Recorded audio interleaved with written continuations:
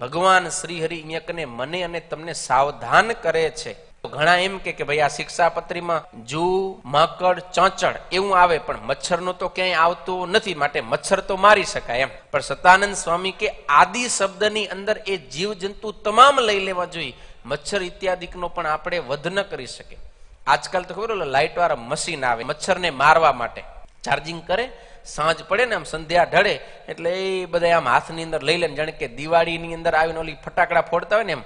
કારણ કે મચ્છર જેવું એ મશીન ને અડે એટલે ફ્રાક થાય, ફ્રાક ફ્રાક.